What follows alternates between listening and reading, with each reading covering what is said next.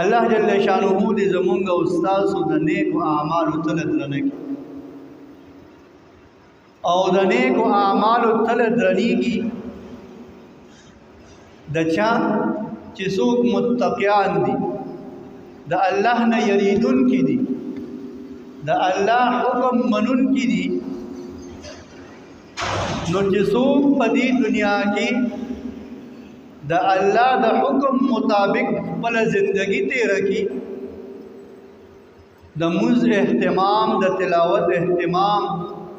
د ذکر اهتمام د گناهونو نه بچ کېدل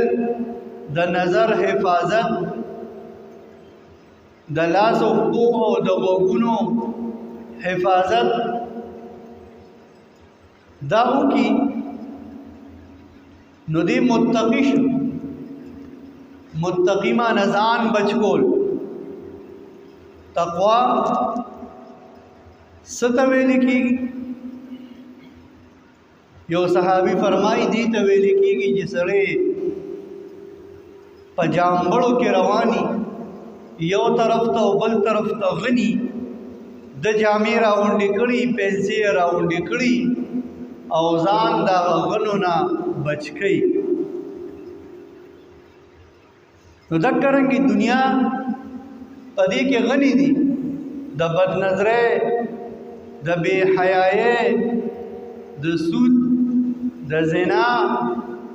د بنیتے د غیبت وغیرہ وغیرہ دا ټول غنی دی